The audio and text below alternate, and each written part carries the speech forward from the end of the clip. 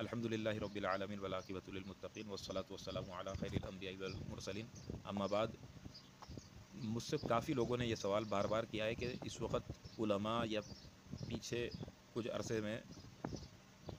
Engineer محمد علی مرزا کی بہت زیادہ مخالفت کرتے ہیں، اور اس وقت بھی باقاعدہ ایک ٹرینڈ چل گیا ہے آفاق بھائی اور ہمارے یاسر بھائی کی طرف سے انجینئر مرزا کے خلاف۔ تو ایک نہیں، بہت سارے ساتھیوں نے مجھے یہ بات کہی ہے کہ یار یہ تو بہت ساری اچھی باتیں بھی کرتا ہے اور اسلام کی تعلیمات دیتا ہے یہ، اور اچھی باتیں بھی ہوتی ہیں، تو پھر کیوں مولوی ایک دوسرے کے پیچھے پڑے ہوئے ہیں؟ چھوڑ دے انہیں، دین کا کام کرنے دے۔ دیکھیں، یہ سوال بالکل بھی نہیں پیدا ہوتا ادھر کہ انجینئر مرزا صاحب اچھی باتیں بھی کرتے ہیں۔ آپ کا بھی اس بات کا جواب دے رہا ہے کہ آپ بھی ان کی کچھ باتوں سے اختلاف رکھتے ہیں۔ اب آپ ایک عام آدمی ہیں لیکن آپ کو بھی اختلاف ہے، تبھی آپ نے کہا کہ وہ اچھی باتیں بھی کرتے ہیں۔ کیونکہ دیکھیں، یہ تو عام ہے کہ جو دین کی بات کرے گا وہ اچھی باتیں تو کرے گا ہی، کیونکہ وہ دنیا کے اندر جو مشہور ہے وہ اس بات پر ہے کہ وہ ایک اسلامک اسکالر ہے۔ اب اسلامک اسکالر ہونے کی بنیاد پر تو قامدی صاحب بھی اچھی باتیں کرتے ہیں۔ ایون میں تو یہ بھی بات کہتا ہوں کہ بہت سارے ایسے پروفیسرز ہوں گے جو کیمبرج کے اندر، آکسفورڈ کے اندر اسلامیات پر جو ہے نا لیکچر دیتے ہوں گے، جن کا تعلق یا تو ہندو مذہب سے ہوگا یا عیسائیت سے ہوگا یا یہودیت سے ہوگا، اور وہ اسلامک باقاعدہ اسلامی کے لیکچرار ہوں گے، اسلام پر لیکچر دے رہے ہوں گے۔ میں تو یہ کہتا ہوں کہ وہ بھی صحیح باتیں کر رہے ہوں گے۔ حقیقت یہ ہے کہ یہ دیکھا جاتا ہے کہ ان صحیح باتوں سے اگلے کا مقصد کیا ہے۔ مثال کے طور پر آپ کو میں اپنے پڑوسی ملک ہندوستان میں بہت سارے ایسے ان کے مذہبی اسکالر دکھاتا ہوں جو اسلامیات پر بھی اچھی خاصی دسترس رکھتے ہیں، اور وہ ہندو پنڈت ہونے کے باوجود بھی اپنی مجالس کے اندر باقاعدہ قرآن کی آیتیں بھی پڑھتے ہیں، حدیثوں کے حوالے بھی دیتے ہیں، اور بڑی اچھی اچھی باتیں کرتے ہیں۔ لیکن اس سے ان کا مقصد کیا ہوتا ہے؟ مقصد یہ ہوتا ہے کہ وہ اسلام کی تعلیمات سے، قرآن سے اور حدیث سے یہ ثابت کرنا چاہتے ہیں، باور کرانا چاہتے ہیں، کیونکہ ہندوستان ایک سیکولر اسٹیٹ ہے، وہاں پر وہ یہ باور کرانا چاہتے ہیں کہ مذہب سے بڑا درجہ انسانیت کا ہے، لہٰذا مذہب کو انسانیت پر ترجیح نہ دی جائے۔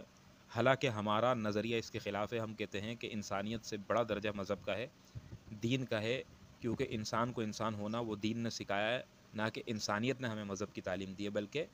مذہب نے ہمیں انسانیت کی تعلیم دی ہے۔ لہٰذا ہماری نگاہ کے اندر مذہب اور دین کی حیثیت اور اہمیت زیادہ ہے بمقابلہ انسانیت کے، کیونکہ انسان ہونے کی بنیاد پر تو تمام تر انسان ایک ہیں۔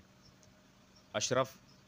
وہی ہے انسانوں میں کہ جو کلمہ طیبہ لا الہ الا اللہ کا اقراری ہو، محمد رسول اللہ کا اقراری ہو، جو اس بات پر یقین رکھتا ہو کہ اللہ کی ذات ہی قادر مطلق ہے اور خالق کل شے ہے، اور اللہ تبارک و تعالی ہی ہیں جن نے ہمیں پیدا کیا ہے اور آخرت کے دن کے مالک ہیں۔ یہ تمام عقائد، اور محمد رسول اللہ صلی اللہ علیہ وسلم اللہ کے آخری رسول ہے، جو یہ عقائد رکھتا ہوگا ہمارے نزدیک، تو وہ افضل ہے انسانوں میں، نہ کہ ہر انسان افضل، بلکہ وہ انسان افضل جو اللہ پر یقین رکھتا ہو، جو رسولوں کا اقرار کرتا ہو۔ اب انجینئر صاحب جو ہیں، انجینئر صاحب کو ایک اسپیشل قسم کا ڈس آرڈر ہے، اور ان کو آپ ایک قسم کا ذہنی مریض سمجھیں۔ آپ نے ان کے اکثر کلپس میں یہ بات سنی ہوگی کہ اینٹی وینم پھکی، وہ اینٹی وینم پھکی دیتے دیتے دیتے دیتے اس حد تک پہنچ گئے کہ اب انہیں یہ نہیں پتہ چلتا کہ میں اینٹی وینم پھکی جو دے رہا ہوں وہ میں کس کو دے رہا ہوں۔ مثال کے طور پر ان کی یہ عادت شریفہ تھی کہ وہ بریلویوں کی طرف سے دیوبندیوں پر رد کیا کرتے تھے، اور اس وقت وہ فل ٹائم بریلوی بن جاتے ہیں، ہری پگڑی بھی باندھ لیتے ہیں۔ دیوبندیوں کی طرف سے بریلویوں پر رد کرتے ہیں تو اس وقت وہ پورے کے پورے دیوبندی بن جاتے ہیں، اور اہل حدیث کی طرف سے پھر وہ دیوبندی اور بریلویوں کا رد کرتے ہیں، کبھی کبھی بریلوی اور دیوبندیوں کی طرف سے اہل حدیث کا رد کرتے ہیں، کبھی کبھی پورے اہل سنت پر رگڑا مارتے ہیں، شیعہ بن جاتے ہیں، اور کبھی کبھی شیعت پر رگڑا مارتے ہیں، سنی بن جاتے ہیں۔ اس کو کہتے ہیں وہ اینٹی وینم پھکی۔ تو اب وہ اینٹی وینم پھکی دیتے دیتے دیتے دیتے وہ اس حد تک آگے بڑھ گئے کہ اب وہ جو ہے نا پورے کے پورے مذہب اسلام کو اینٹی وینم پھکی دے رہا ہے، کس کی طرف سے؟ یہودیت کی طرف سے، عیسائیت کی طرف سے۔ عیسائیت کی طرف سے تو پہلے دیتے رہتے تھے، اور یہ بلنڈر تو ان کے اکثر ہوتے تھے کہ وہ کبھی دھرو راٹھی کو جو نا حفظہ اللہ کہہ رہے تھے، کبھی آئرن ڈوم کو حفظہ اللہ، کبھی کسی کو، اور انگریزوں کی ترقیات کی جو ان کی جو ایجادات ہیں ان کی تعریف کرتے کرتے نہیں تھکتے تھے، اور مسلمانوں کو آر دلاتے تھے کہ تم نے کیا کیا۔ یہ اینٹی وینم ان کی ایک پھکی تھی۔ ابھی اس وقت میں، اور ہمیشہ یہ غلط وقت پر بات کرتے ہیں، ابھی اس وقت پر فلسطین کا حال کیا ہے، مسلمان اس وقت کن حالات سے دوچار ہیں، اس وقت پر وہ اینٹی وینم پھکی دیتے ہیں یہودیوں کی طرف سے مسلمانوں کو، اور وہ اس وقت مسلمانوں کو ہی مجرم قرار دے رہے ہیں کہ بھائی تم لوگ ان کو پمپ کر رہا ہے اور وہ ادھر ٹھہرے ہوئے ہیں، اور وہ ادھر ٹھہر کر جو ہے اپنی جانوں کو گنوا رہے ہیں، اور انہیں چاہیے کہ عرب انہیں جگائے دے، اب وہ چلے جائیں اور جو ہے نا فلسطین چھوڑ دیں، جو یہود کا اور جو ٹرمپ کا جو نعرہ ہے وہی ان کا بھی نعرہ ہے، یہ اس وقت ان کی طرف سے کہہ رہے ہیں۔ پھر مفتی تقی عثمانی صاحب کے بارے میں اور مفتی منیب الرحمان صاحب کے بارے میں جو فواد چودھری نے کہا، تو اس میں یہ فواد چودھری کے ہم زبان ہو گئے اور ان کو کہہ رہے ہیں کہ ان نے صحیح کہا۔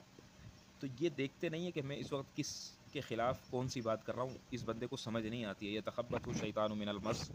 شیطان نے چھو کر اسے خبتی کر دیا ہے، اب اسے سمجھ نہیں آتا کہ میں بات کیا کر رہا ہوں اور کس موقع اور محل پر کر رہا ہوں۔ تو ایسا آدمی اسلام کے لیے، مسلمانوں کے لیے، قوم کے لیے فائدہ مند نہیں ہے۔ ایسے آدمی کو تو، اس کو تو قبائل کی زبان میں بھی جو ہے نا ایسے آدمی کو غدار کہا جاتا ہے، اور غدار کی سزا وہ کیا ہوتی ہے وہ آپ کو پتہ ہے۔ تو اگر ہم قومیت کی بنا پر دیکھیں کہ اس وقت ہم مسلمان ایک قوم ہیں، چاہے یوں پاکستانی قوم لے لو، تو ہماری قوم میں بھی یہ غدار کی ایک جو ہے نا وہ کردار ادا کر رہے ہیں کہ جو ہے نا وہ قوم کے ساتھ بھی کبھی وفاداری نہیں کرتے، اور مذہب کے ساتھ تو ان کا کھلواڑ چلتا ہی رہتا ہے۔ پھر اس کے علاوہ کثیر الغلط ہیں، وہ جو ہے نا بہت زیادہ غلطیاں کرتے ہیں،